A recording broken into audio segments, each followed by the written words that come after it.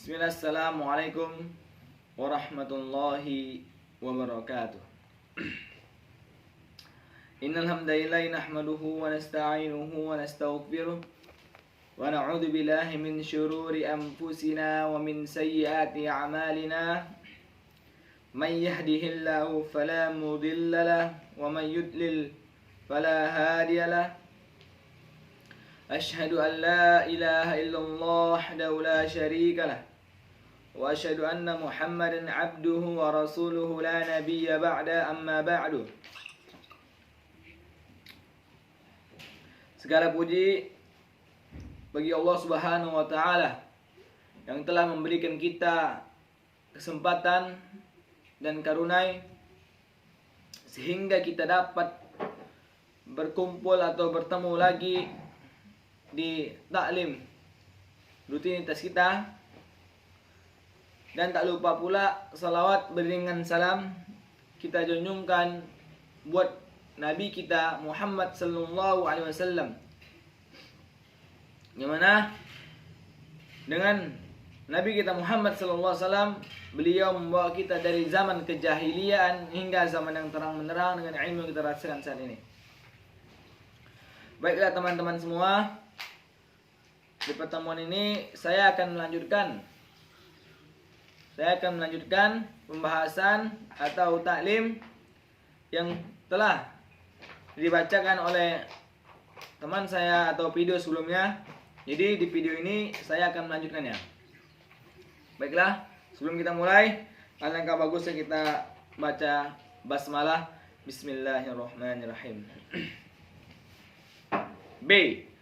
Sesuatu yang menyiapkan dan melayani bagi masing-masing pekerjaan itu, seperti perindustrian besi atau baja, di mana perindustrian ini melayani petani dan petenunan dan perajutan dengan menyiapkan alat-alatnya seperti membersihkan kapas dari bijinya dan memintalnya.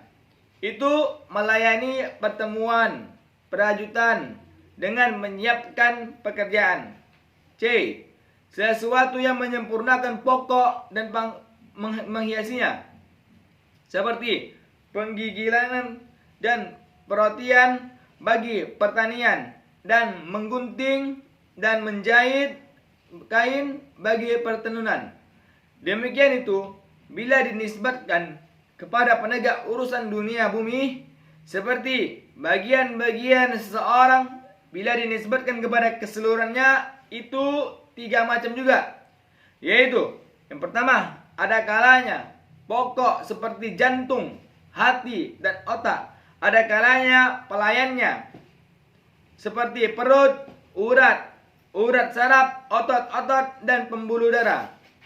Yang ketiga, dan ada kalanya penyempurna dan penghias baginya seperti kuku, jari, dan bulu kening. Yang paling mulia dari pekerjaan-pekerjaan ini adalah pokoknya. Yang termulia dari pokoknya adalah politiknya untuk menghimpun dan memperbaikinya. Oleh karena itu, pekerjaan ini menuntut kesempurnaan dari orang yang menanganinya akan sesuatu yang tidak dituntut oleh seluruhnya. Oleh karena itu, pemilik pekerjaan ini mempergunakan seluruh pekerja yang lain untuk perbaikan politik manusia dan menunjukkan mereka ke jalan yang lurus dan menyelamatkan di dunia dan akhirat itu atas 4 tingkat, yaitu yang pertama dan itu yang tertinggi adalah politik para nabi alaihissalam dan hukum mereka atas golongan khusus dan hukum mengenai lahir dan batin mereka. Yang kedua, para khalifah, para raja dan sultan dan hukum mereka atas golongan khusus dan umum mengenai lahir mereka, tidak batin mereka. Yang ketiga adalah para ulama, orang-orang yang mengetahui sesuatu atau ilmu tentang Allah dan agamanya, yang mana mereka adalah pewaris para nabi dan hukum mereka atas batin golongan khusus saja. Sedangkan golongan umum tidak dapat memahami untuk mengambil faidah dari mereka. Dan kekuatan para ulama tidak sampai kepada pengurusan lahir golongan umum dengan menyeluruh, melarang dan mengundangkan. Yang keempat adalah tukang nasihat dan hukum mereka atas batin golongan umum saja. Yang termulia dari pekerjaan-pekerjaan yang empat ini setelah kenabian adalah memfaidahkan ilmu dan membersihkan jiwa manusia dari perangai yang tercela dan membinasakan. Lalu menunjukkan mereka kepada perangai akhlak yang terpuji dan menjadikan bahagia, dan itulah yang dimaksud dengan pengajaran. Kami katakan bahwa pekerjaan ini lebih utama dari seluruh pekerjaan dan usaha karena pekerjaan itu dapat diketahui dengan 3 hal, yaitu yang pertama, ada kalanya dengan menengok kepada naluri yang dengannya sampai dapat mengenali seperti keutamaan ilmu akal, ilmu bahasa, karena ilmu ini diketahui dengan akal, sedangkan ilmu bahasa dengan mendengar. Sedangkan akal adalah lebih sempurna daripada pendengaran. Ada kalanya dengan melihat kepada umumnya kemanfaatan seperti keutamaan pertanian atas kemasan, yaitu pertukangan emas. B. Ada kalanya dengan melihat kepada tempat pelaksanaan pekerjaan seperti keutamaan kemasan atas penyamanan kulit, karena tempat pekerjaan yang satunya itu emas, sedangkan tempat pekerjaan lainnya kulit bangkai. Dan tidak samar bahwa ilmu agama adalah mengetahui jalan akhirat yang diketahui dengan sempurnanya akal dan jernihnya kecerdasan. Sedangkan akal adalah sifat manusia yang termulia, sebagaimana akan datang penjelasannya, karena dengan akal itulah manusia menerima amanat Allah dan dengannya ia sampai ke sisi Allah Subhanahu wa taala yang Maha Suci. Adapun umumnya kegunaan maka tidak diragukan karena kemanfaatan dan buahnya adalah kebahagiaan akhirat. Adapun kemuliaan tempat, maka bagaimana samarnya guru itu mengurus tentang hati dan jiwa manusia, sedangkan makhluk yang paling mulia di atas bumi adalah jenis manusia. Bagian yang termulia dari tubuh manusia adalah hatinya, sedangkan guru itu sibuk dengan menyempurnakan, membersihkan, mensucikan dan menuntun hati untuk dekat kepada Allah Azza wa Jalla. Mengajarkan ilmu itu dari satu sisi adalah ibadah kepada Allah Ta'ala, dan dari sisi lain adalah khalifah Allah Ta'ala. Maka mengajar itu adalah karena sebagai khalifah Allah, karena sesungguhnya Allah Subhanahu wa Ta'ala telah membuka atas hati orang yang berilmu akan ilmu yang mana ilmu itu adalah sifatnya yang paling khusus.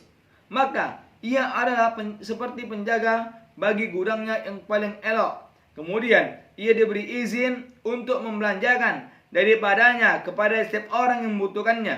Derajat manakah yang lebih mulia daripada keadaan hamba yang menjadi perantaran antara Tuhannya yang Maha Suci dan makhluknya dalam rangka mendekatkan mereka kepada Allah dengan sedekat-dekatnya dan menuntun mereka ke surga tempat tinggal. Semoga Allah menjadikan kita termasuk golongan mereka dengan kemurahannya, dan semoga Allah Subhanahu wa Ta'ala melimpahkan rahmatnya atas setiap hambanya yang terpilih.